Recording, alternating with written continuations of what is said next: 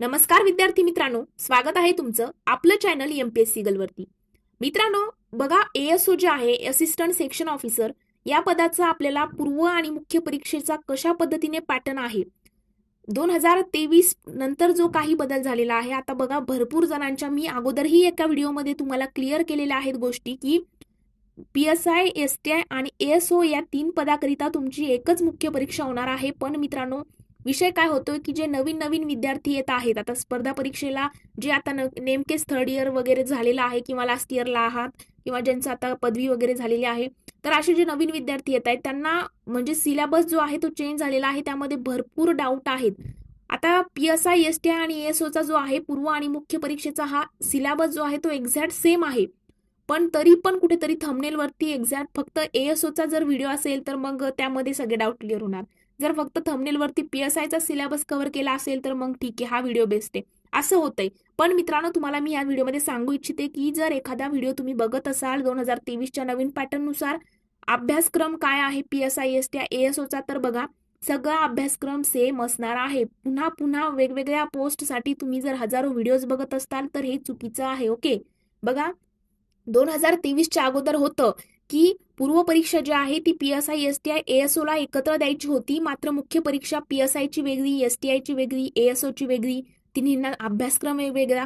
पण ते 2023चा जो नवीन पॅटर्न आहे त्यानुसार तुम्हाला गट ब गट क ची एकच संयुक्त पूर्व परीक्षा 10 पोस्ट करिता आहे आणि मुख्य परीक्षा गट ब ची एकच मुख्य परीक्षा वेगळी होणार आहे आणि ती एक मुख्य परीक्षा PSI, STI, एएसओ ला मित्रांनो एकत्रच होणार आहे. हा पहिला डाऊट तुमचा या ठिकाणी क्लिअर करते. ओके, कारण काय होतंय की एएसओचा मग आणखी मेन्समध्ये काय वेगळं आहे किंवा STI ला काय वेगळं विचारणार आहे, असं काहीच नाहीये. 2023च्या नवीन पॅटर्ननुसार तुम्हाला PSI, STI आणि एएसओ ला मुख्य परीक्षेला एकच सिलेबस असणार आहे.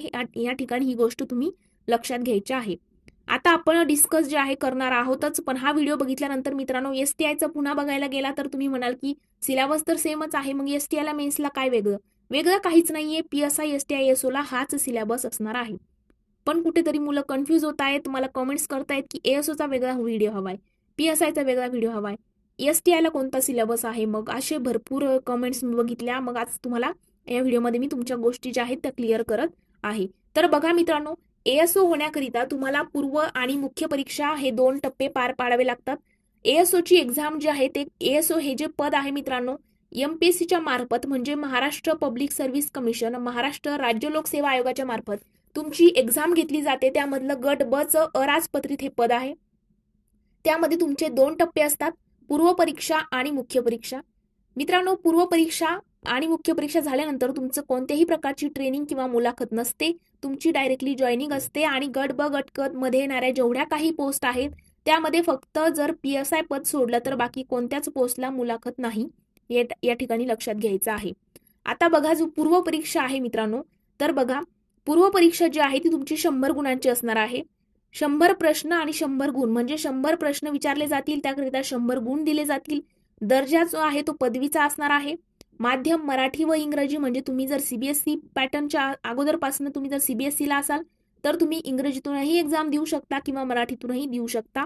परीक्षेचा कालावधी हा 1 तास असणार आहे, म्हणजे तब्बल 60 मिनिटं दिली जातील. आणि मित्रांनो, प्रश्नपत्रिकेचं स्वरूप हे वस्तुनिष्ठ बहुपर्यायी, म्हणजे काय तर मल्टिपल चॉईस क्वेश्चन्स MCQचा पॅटर्न या ठिकाणी प्रीला जो आहे असणार आहे.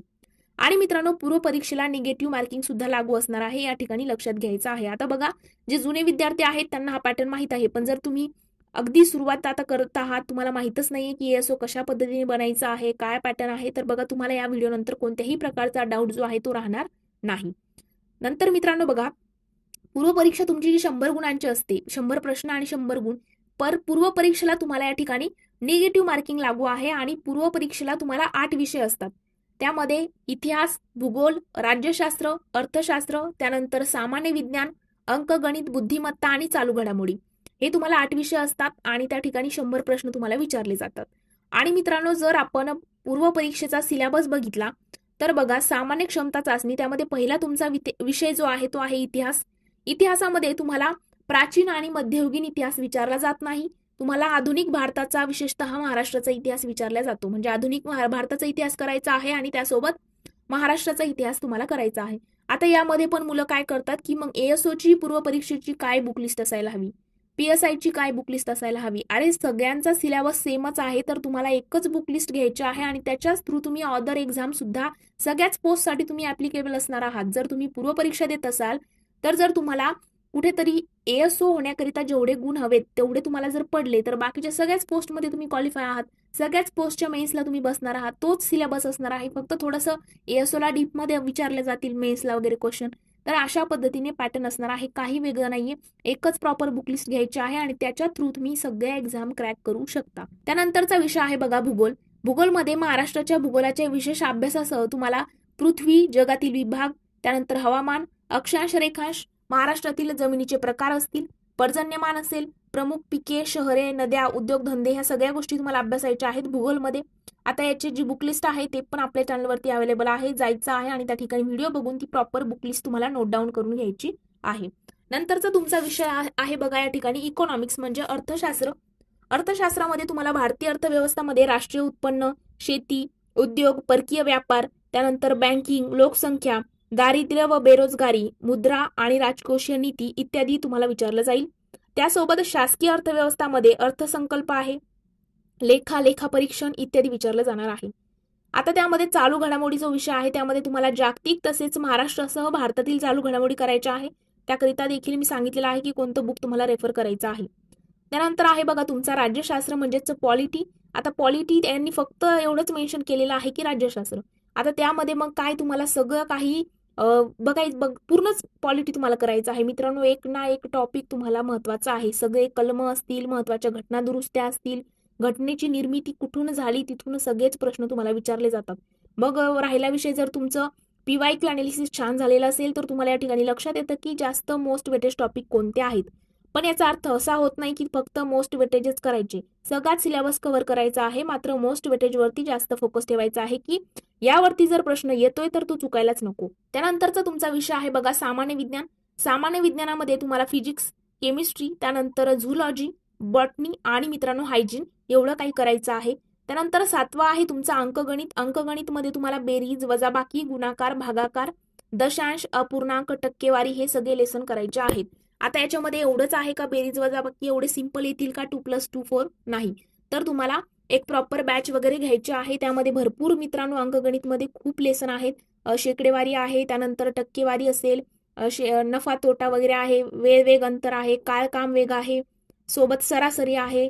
असे भरपूर तुम्हाला त्या ठिकाणी लेसन जे आहे ते दिलेले आहे ते तुम्हाला या ठिकाणी कव्हर करायचे आहेत.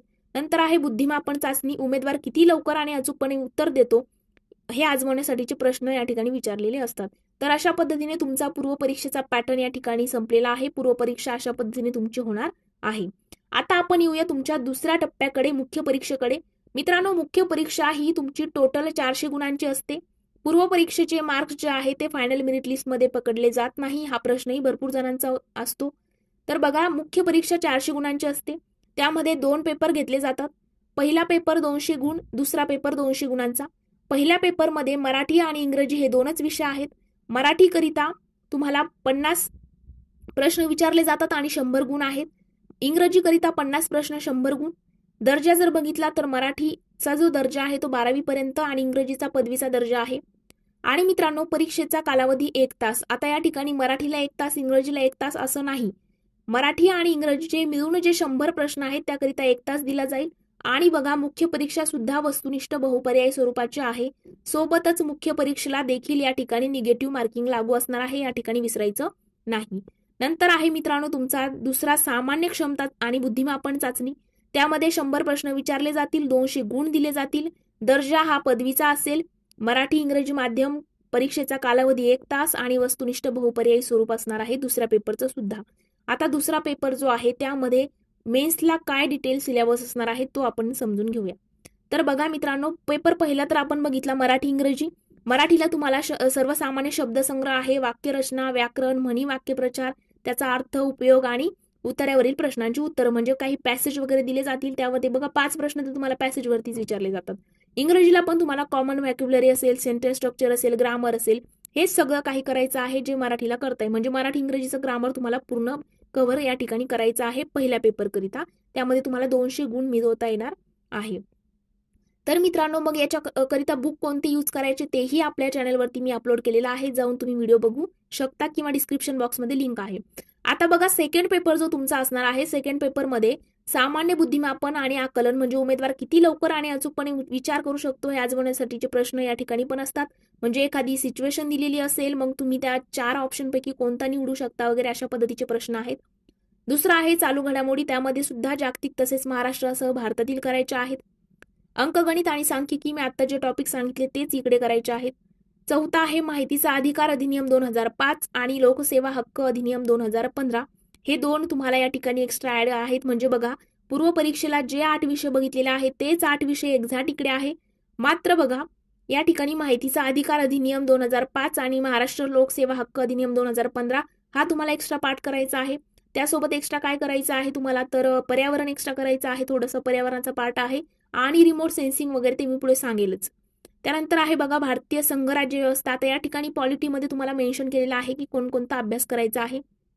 त्यामध्ये तुम्ही बघू शकता की घटना कशी तयार झाली, घटनेच्या प्रस्तावनेमागची मुख्य भूमिका जी आहे ती काय होती, त्याची तत्वे काय आहेत, घटनेची महत्वाची कलमं असतील, ठळक वैशिष्ट्ये असतील, म्हणजे कोणत्या राज्याकडनं आपण देशाकडनं आपण काय काय घेतलेलं आहे, केंद्र राज्य संबंध असेल, निधर्मी राज्य असेल, मूलभूत हक्क, त्यांची कर्तव्य, राज्य धोरणाची मार्गदर्शक तत्व, मग तुम्हाला कलमानुसार चढता उतरता क्रम वगैरे विचारला जाऊ शकतो.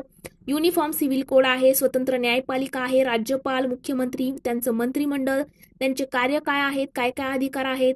त्यानंतर राज्य विधिमंडळामध्ये विधानसभा आहे, विधान परिषद, त्यांचे सदस्य, त्या सदस्यांचे अधिकार आहेत, ते कोणकोणती कामे करतात, विधी समित्या आहेत. हे सगळं काही तुम्हाला पॉलिटीमध्ये अभ्यासायचं आहे. नंतरचा तुमचा विषय आहे बघा इतिहास विषय. इतिहासामध्ये बघा इथे आता मेन्शन केलेलं आहे की सामाजिक आणि आर्थिक जागृती 1885 ते 1947 जेव्हा आपला भारत स्वतंत्र झाला तोपर्यंतचं सगळ्या चळवळी करायच्या आहेत. महत्वाच्या व्यक्तींचं कार्य काय काय आहे, समाज सुधारकांचं कार्य बघायचं आहे, स्वातंत्र्यपूर्व भारतातील सामाजिक जागृतीतील वर्तमानपत्र, शिक्षणाचा परिणाम, स्वातंत्र्यपूर्व काळातील इतर समकालीन चळवळी आणि राष्ट्रीय चळवळी सुद्धा या ठिकाणी करायच्या आहेत इतिहासाकरिता. नंतरचा तुमचा विषय आहे मित्रांनो भूगोल. भारताचा आणि महाराष्ट्राचा भूगोल बघा. महाराष्ट्राचा आणि भारताचा तुम्हाला प्राकृतिक भूगोल, मुख्य प्राकृतिक विभाग, हवामानशास्त्र, पर्जन्यमान म्हणजे कुठे किती सेंटीमीटरमध्ये पाऊस वगैरे पडतो ह्या गोष्टी, तापमान असेल, पर्जन्यातील विभागवार बदल काय होतात, नद्या असतील, पर्वत पठारा आहेत, विविध भूरूपे आहेत, त्यानंतर राजकीय विभाग असेल, प्रशासकीय विभाग असेल, नैसर्गिक संपत्ती, वने, खनिजे, कुठे कोणत्या प्रकारचं खनिज जास्त आढळतं वगैरे अशा गोष्टी, मानवी आणि सामाजिक भूगोल आहे, लोकसंख्या आहे, लोकसंख्येचे स्थानांतर, त्यासोबत त्यांचा उगम, इष्टस्थानावरील त्यांचं स्थान, ग्रामीण वस्त्या, तांडे, झोपडपट्ट्या आणि त्यांचे प्रश्न, हे सगळं काही तुम्हाला भूगोलमध्ये अभ्यासायचं आहे. आताच मी सांगितलं पर्यावरण एक्स्ट्रा करायचं आहे. पर्यावरणामध्ये तुम्हाला मानवी विकास व पर्यावरण, पर्यावरणपूरक विकास, नैसर्गिक साधन संपत्तीचे संधारण, विशेषतः वन संधारण, विविध प्रकारची प्रदूषण असेल, त्यानंतर पर्यावरणीय आपत्ती, पर्यावरणीय संवर्धनात कार्यरत असलेल्या जे राज्य राष्ट्र यांच्या जागतिक पातळीवरील संघटना आणि संस्था असतील त्या सगळ्या तुम्हाला अभ्यासायच्या आहेत. मित्रांनो, नंतरचा विषय आहे सामान्य विज्ञान. या ठिकाणी एक गोष्ट लक्षात घ्यायची आहे, सामान्य विज्ञानासोबत तंत्रज्ञान ऍड झालेला आहे आणि सामान्य ज्ञान हा विषय जो आहे, सामान्य विज्ञान हा विषय 2023च्या अगोदर नव्हता, 2023 नंतर ऍड झालेला आहे. त्यामध्ये तुम्हाला फिजिक्स, केमिस्ट्री, बॉटनी आणि झुलॉजी करायचा आहे. प्रीला एक्स्ट्रा काय होतं सायन्समध्ये, तर हायजीन म्हणजे आरोग्यशास्त्राचा पार्ट होता, तो इकडे स्किप केलेला आहे. आणि तंत्रज्ञानामध्ये दूरसंवेदन, हवाई व ड्रोन छायाचित्रण, भौगोलिक माहिती प्रणाली व त्याचे उपयोजन आणि माहिती व संप्रेषण तंत्रज्ञान, हे सगळं काही तुम्हाला त्यामध्ये अभ्यासायचं आहे. आता तुमचा शेवटचा आणि सगळ्यांनाच थोडासा हार्ड जाणारा आणि जास्त कन्सेप्ट असणारा विषय आहे अर्थशास्त्र. अर्थशास्त्रामध्ये तुम्हाला समग्रलक्षी अर्थशास्त्र आणि भारतीय अर्थशास्त्र दोन्ही अभ्यासायचे आहे. त्यामध्ये बघा, समग्रलक्षी अर्थशास्त्रामध्ये वृद्धी आणि विकास, सार्वजनिक वित्त, आंतरराष्ट्रीय व्यापार आणि आंतरराष्ट्रीय भांडवल, भारतीय अर्थव्यवस्थामध्ये तुम्हाला भारतीय अर्थव्यवस्थेची आव्हाने आणि आर्थिक सुधारणा, भारतीय शेती आणि ग्रामीण विकास, सहकार, मौद्रिक व वित्तीय क्षेत्र, सार्वजनिक वित्त आणि वित्तीय संस्था असतील, उद्योग आणि सेवा क्षेत्र असेल, त्यानंतर पायाभूत सुविधा विकास आहे, आंतरराष्ट्रीय व्यापार आणि भांडवल आणि महाराष्ट्राची अर्थव्यवस्था, म्हणजे त्याच्यामध्ये तुम्हाला बजेट वगैरे सगळ्याच गोष्टी या ठिकाणी करायच्या आहेत. मित्रांनो, इकॉनॉमिक्सचा अभ्यास जो आहे फक्त इथे जो सांगितला आहे त्याच्या रिलेटेड पॉईंट्स तुम्हाला करंटचे सुद्धा रिलेटेड पॉईंट्स सुद्धा बघून या ठिकाणी इकॉनॉमिक्सचा अभ्यास करायचा आहे. तर अशा पद्धतीने तुमचा ASOचा पूर्व आणि मुख्य परीक्षेचा पॅटर्न असणार आहे. पूर्व परीक्षा 100 गुण, मुख्य परीक्षा 400 गुण. याच्या व्यतिरिक्त पण आणखी सुद्धा तुम्हाला वाटत असेल की ASO पदाबद्दल काही शंका आहे, तर मित्रांनो कमेंट सेक्शनमध्ये तुम्ही डाऊट विचारू शकता किंवा आपल्या चॅनलच्या अबाउट सेक्शनमध्ये जायचं आहे. त्या ठिकाणी गेल्यानंतर माझ्या इंस्टाग्राम अकाउंटची लिंक मी दिलेली आहे. तिथे जाऊन तुम्ही मला पर्सनली मेसेज करून तुमचे डाऊट जे आहे ते विचारू शकता. त्या ठिकाणी तुमच्या प्रत्येक प्रश्नाचं उत्तर जे आहे ते दिलं जाईल. तर आज आपण इथेच थांबणार आहोत. जर व्हिडिओ आवडला असेल तर व्हिडिओला लाईक, कमेंट आणि तुमच्या मित्रांसोबत देखील शेअर करायला विसरू नका. Thank you so much.